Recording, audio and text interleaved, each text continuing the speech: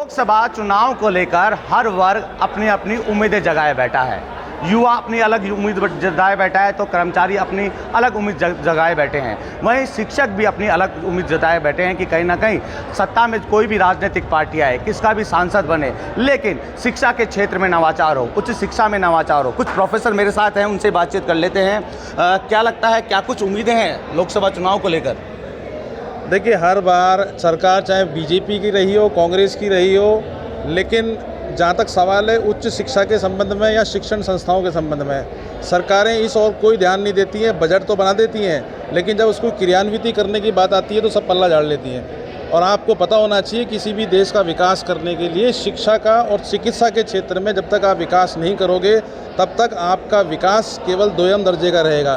कहने का मतलब ये है कि उच्च शिक्षण संस्थाओं में जब तक शोध और विकास को लेकर सरकार ध्यान नहीं देगी, शिक्षकों के प्रति और शिक्षार्थियों के प्रति और विद्यार्थियों के प्रति अगर सरकार का रवैया लोचशीलता का नहीं रहा, तो ये मान के चलना कि देश चाहे आर्थिक दृष्टि से कितना ही विकास कर ले, लेकिन कहीं ना कहीं आपको शिक्षकों से अगर महती भूमिका की आवश्यकता महसूस करते हो, तो शिक्षकों को भी कहीं ना कहीं अपनी नीतियों के निर्धारण करने में और शिक्षा और चिकित्सा के संबंध में जो पॉलिसियाँ सरकार बनाती है, उसमें कहीं ना कहीं इनकी सहभागिता होना बहुत ज़रूरी है।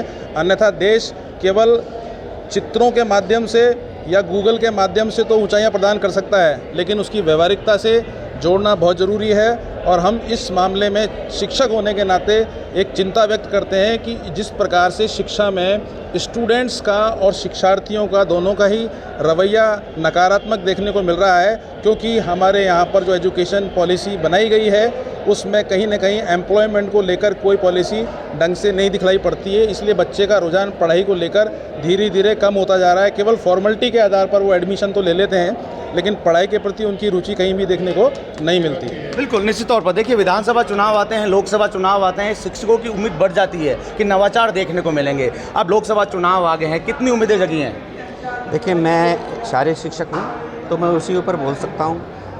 हम चाहते हैं कि शारीरिक शिक्षा का जो स्तर है, जो शिक्षक का स्तर, वो बहुत निम्न है, तो उसको बढ़ावा देना चाहिए, नए पद निकालने चाहिए। और शारीरिक शिक्षा निचले स्तर पर जो स्कूल हैं, वहाँ पे भी बच्चों को और डेवलपमेंट के लिए शारीरिक शिक्षा बहुत ज़रूरी है।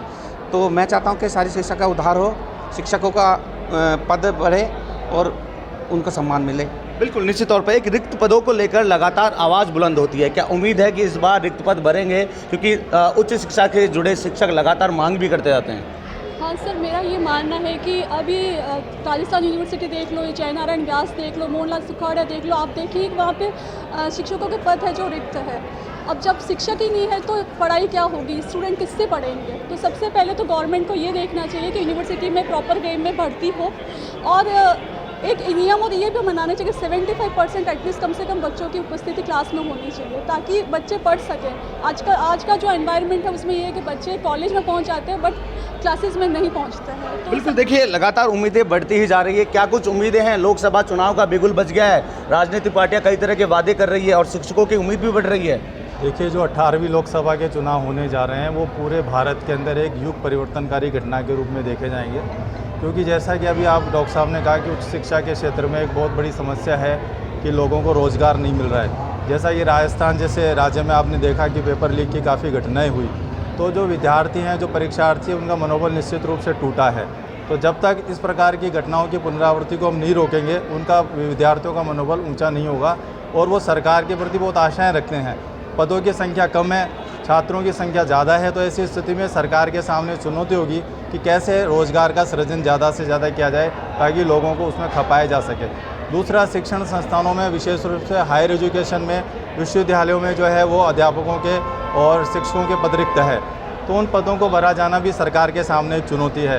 क्योंकि बहुत सारे विश्वविद्यालयों में जहाँ पर भर्तियाँ हुई थी, वहाँ पर भाई भतीजावाद देखा गया, वहाँ जाँच एजेंसियाँ बिठाई गई, और ऐसी जो भर्ती परीक्षाएं होने के बाद में, वर्षों बाद में भी आज कोर्ट कचहरी में जो है वो नौजवान भटकता फिर रहा है कि उनका सिलेक्शन होने के बाद भी वो इस बारे में संतुष्ट नहीं है कि क्या मेरी नौकरी लगी या नहीं है। तो ऐसी अनिश्चितताओं के दौर को ख़त्म किए जाने की आवश्यकता है। ऐसे वाइस चांसलर विश्वविद्यालय में नियुक्त किए जाने की आवश्यकता है जो निष्पक्षता के साथ, ईमानदारी के साथ काम करे। दूसरी जो सबसे बड़ी चुनौती मैं मानता हूँ, हायर एजुकेशन के अंदर जो नई एजुकेशन पॉलिसी सरकार ने लगाई है, उसका अक्षर से पालन किया जाए, ताकि ज़्यादा से ज़्यादा बच्चों में प्रारंभ से स्कूल स्तर से ऐसे टेक्निक्स और ऐसी गुणवत्ता और स्किल डेवलप की जाए ताकि वो बेरोज़गार के क्षेत्र में न जावें और वो अपने हुनर का इस्तेमाल करके, जैसे जापान में, अमेरिका में आपने देखा होगा कि लोगों को स्किल डेवलपमेंट पर जोर दिया जाता है। तो भारत में एक्चुअल में ऐसी स्किल की आवश्यकता है जो किताबी ज्ञान हम दे रहे हैं। तो इस बुनियादी शिक्षा को बदलना नई सरकार के लिए मेरे हिसाब से गंभीर चुनौती है, जिसका सामना आने वाली सरकार को करना पड़ेगा कि वो कैसे लोगों को स्किल डेवलपमेंट पर ध्यान देती है। बिल्कुल, देखिए, हालांकि उम्मीदें जागी है कि कहीं ना कहीं लोकसभा चुनाव के बाद जो जीतेगा कहीं ना कहीं उच्च शिक्षा से जुड़े शिक्षकों की समस्याओं का निस्तारण करेगा। क्या लगता है, कितनी उम्मीदें जग गई है अब? देखिए, मैं कुछ ज़्यादा नहीं बोलूँगा, किसी भी संदर्भ में नहीं बोला, उसके पीछे कुछ रीज़न है, लेकिन इतना ही कहूँगा कि उस शिक्षा का जो क्षेत्र है वो दोनों ही सरकारों में उपेक्षित रहा है। पिछली सरकार ने भी उस शिक्षा के क्षेत्र में किसी प्रकार के पदों को विज्ञापन नहीं निकाला है, और अभी तक इस नई सरकार ने भी कुछ नहीं निकाला है। बस इतना ही कहूँगा, कुछ रीज़न। बिल्कुल, निश्चित तौर पर हालांकि उम्मीदें जगी। आप क्या सोचते हैं, कितनी उम्मीदें हैं लोकसभा चुनाव से? सर, लोकसभा चुनाव से बहुत उम्मीद है। शिक्षा के क्षेत्र में ऐसी शिक्षा नीति लाई जाए जो बच्चों के लिए जॉब ओरिएंटेड हो पहले तो, और रोज़गार ज़्यादा से ज़्यादा मिले शिक्षकों को, क्योंकि बच्चों की संख्या लगातार बढ़ती जा रही है और शिक्षकों की लगातार कम होती जा रही है। तो मेरी यही रिक्वेस्ट है कि ऐसी पॉलिसी आए जो जॉब ओरिएंटेड हो। बिल्कुल, देखिए, हर वर्ग के साथ शिक्षकों की उम्मीद भी बढ़ गई है कि नई सरकार आएगी। लोकसभा चुनाव में कौन सांसद बनकर आता है, और सांसद बनकर आता है तो क्या वह उच्च शिक्षा से जुड़े शिक्षकों की समस्याओं का निस्तारण करेगा, क्योंकि शिक्षक लगातार गुहार तो लगाने में लगे हैं। उम्मीदें भी जग जाती है जब विधानसभा चुनाव पास में आते हैं या फिर लोकसभा चुनाव पास में है। उम्मीदें एक बार फिर जगी है कि क्या लोकसभा चुनाव के बाद शिक्षकों की समस्याओं का निस्तारण होगा कि नहीं। वसंत पांडे, TV9 जयपुर।